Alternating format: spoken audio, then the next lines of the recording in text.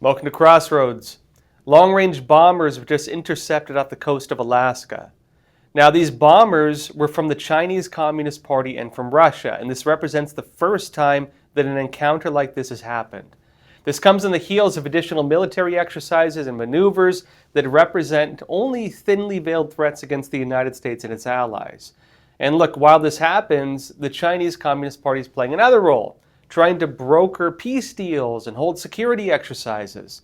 Behind the dual nature, though, is something else, showing what some have framed as the gangster tactics of the Chinese Communist Party. Now look, you might remember last week I mentioned that the Pentagon released its new 2024 strategy on the Arctic. It noted that the CCP and Russia have been increasingly pushing into that region. Now, also how they're militarizing it and how this poses a direct threat against the United States. Because again, if there were a war, if we were to go to war with China or Russia, and there were a missile launch or an air attack against the United States from one of these countries, it would very likely pass through the Arctic and around maybe northern Canada or Alaska. Now, just prior to the Pentagon report, the U.S. Coast Guard also spotted Chinese military ships within U.S. waters right by Alaska. And interestingly now, just following the release of that report, the CCP sent a much more aggressive message. In fact, again, the first of its kind against the United States. Air and Space Forces magazine said this: Russian and Chinese bombers and fighters were intercepted off the coast of Alaska by American and Canadian fighters on July 24, marking a rare case in which aircraft from the increasingly aligned U.S. adversaries jointly ventured near U.S. territory. It notes that 2 Russian Tu-95 Bear and 2 Chinese H-6 strategic bombers flew a mission into the Alaskan Air Defense Identification Zone, which is again the buffer zone, not technically within U.S. airspace, but just outside it. And they note that this event was the first time Russian and Chinese military aircraft entered the Alaskan ADIZ at the same time. This was told to them, of course, by a U.S. defense official, and it was also the first time, notably, it says that Chinese H-6s have encroached on the area, the official added. Now, they noted that American F-16s and F-35s and Canadian CF-18s were involved in the intercept, along with support aircraft, according again to this official. Further, it states the Russian and Chinese bombers were on a combined patrol, flying together from the same Russian base, a person familiar with the matter told Air and Space Forces magazine. Now, notably, while they did enter Alaska's ADIZ, they technically stayed in international airspace. But rival countries, they'll sometimes carry out operations like this. And the usual purpose is they want to test the responses of a country. They want to see the protocols in responding to an incursion.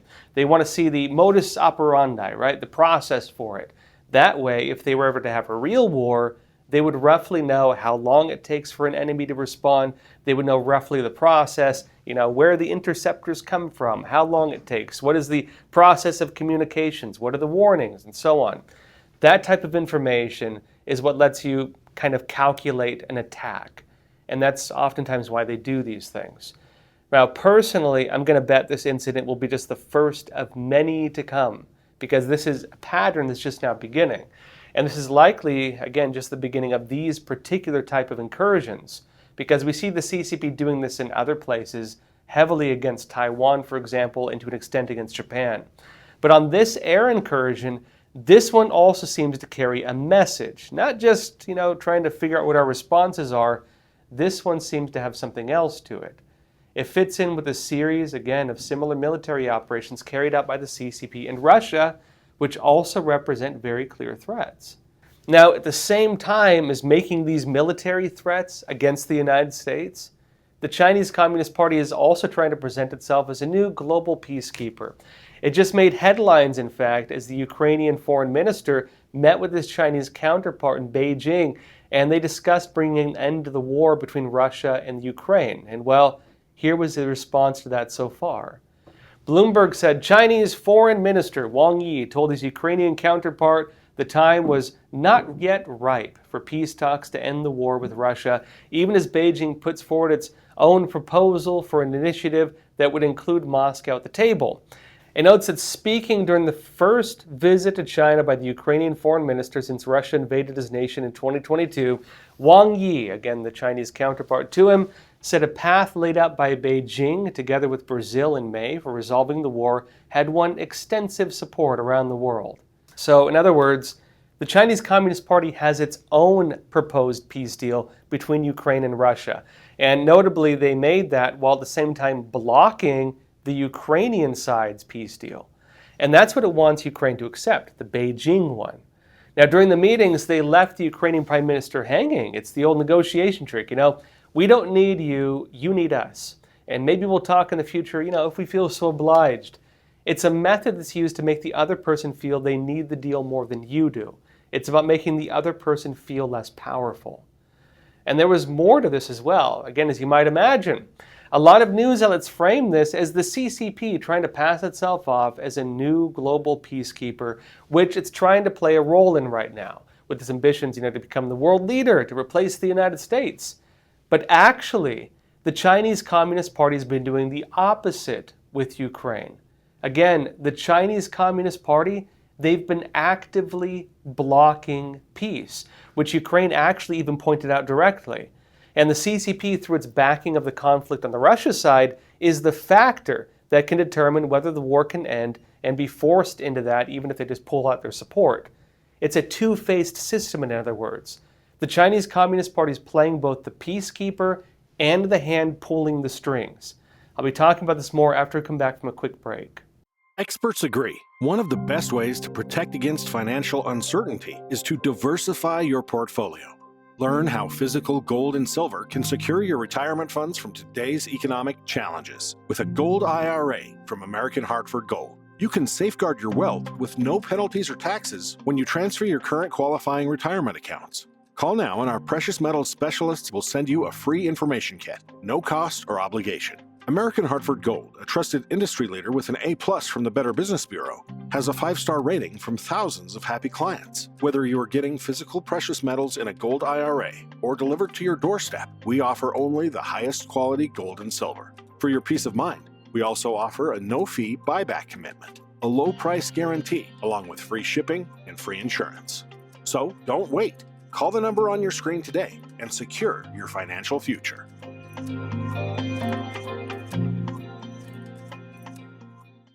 Welcome back. Chinese and Russian bombers were just intercepted off the coast of Alaska.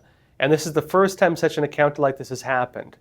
Now, this comes on the heels of thinly veiled threats against the United States and its allies by the Chinese Communist Party through additional military exercises and maneuvers that we're probably going to be seeing a lot more of. But while all this happens, the CCP is attempting to broker a peace deal between Russia and Ukraine, but on the CCP's terms. And not only that, you might remember, when NATO was recently holding its meetings on the Russian war with Ukraine, NATO determined that the Chinese Communist Party was the, quote, decisive enabler in Russia, for Russia in the war, meaning that without the CCP backing the conflict, Russia could not keep the war going. And while NATO held that meeting where they discussed that, the Chinese Communist Party responded not with offers of peace, but by staging military drills in Belarus on the border of Ukraine and Poland. The CCP even simulated an attack on an airport during that. Now, this is regarded as a threat to NATO, as the member countries discuss sanctioning the CCP as a way to end the war, because the CCP's hand in the pot is the enabling factor. And remember also, there was a recent peace summit held in Singapore, which brought together 106 countries to talk about ending the war in Ukraine. And where did the CCP stand on that peace deal? Well, the Chinese Communist Party tried stopping the peace deal. Ukrainian President Volodymyr Zelensky said the CCP was, quote, actively blocking countries from joining the peace summit. So with this context, is the Chinese Communist Party trying to broker peace between Ukraine and Russia? Well, no. The Chinese Communist Party has been blocking the peace talks. What the CCP wants is a peace deal that serves the CCP's interests. And the reality, the true picture, is that the Chinese Communist Party and its support in the war have made it a key factor in deciding whether the war continues or whether the war ends. And this also means that the CCP technically is not brokering peace between Russia and Ukraine. Instead, it wants a deal on its terms because it is what determines whether the war can continue on Russia's side. The CCP is playing the enabling role in the conflict, and it's actually blocking peace while trying to parade itself as a peacemaker. Now, we saw something similar just recently when the CCP brokered a deal in Palestine. And to be clear, look, this was not a peace deal, although the CCP has been trying to propose a deal on its own terms in Palestine as well. One that notably, again, would be in the interests of the CCP. But with the recent deal, what the CCP just did was unify the two powers on the Palestinian side.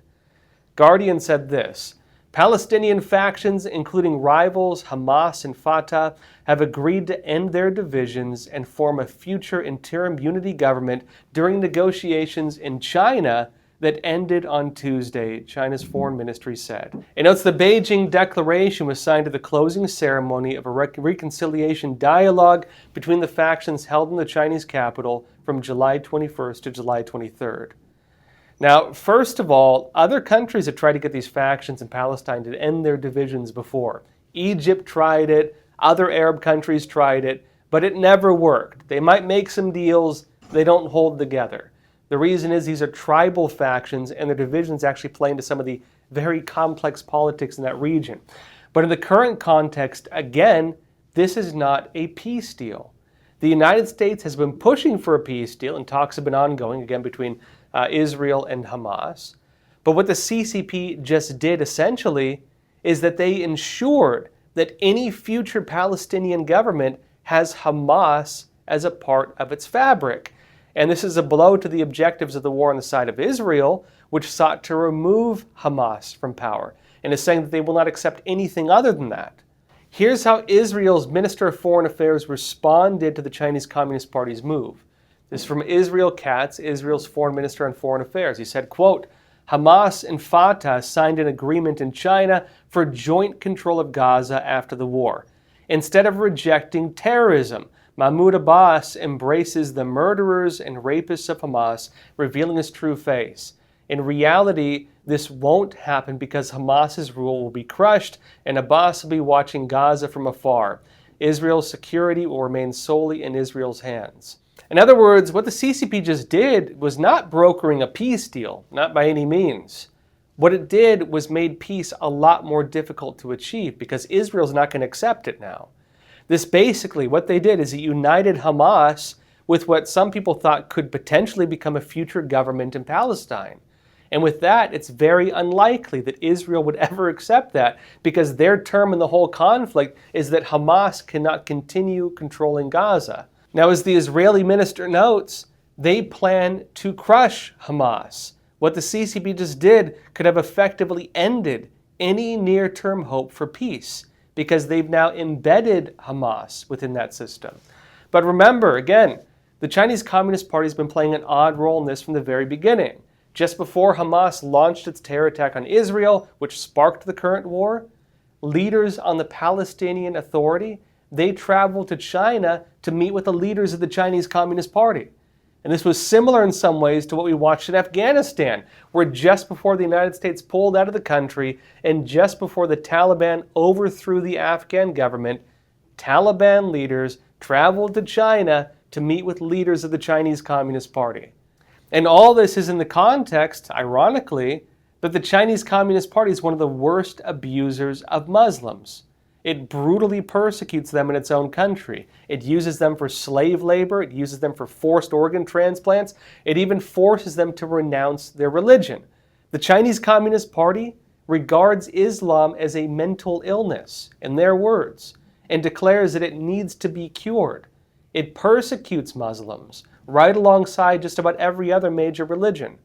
So why are these supposed, Islamist organizations, Hamas and the Taliban, why are they working with the Chinese Communist Party? Well, maybe there's some other interests involved with that. But back to the whole point on the CCP presenting itself as the new peacekeeper. The CCP is actually blocking peace in both of these conflicts, whether it's in Ukraine or whether it's in Israel.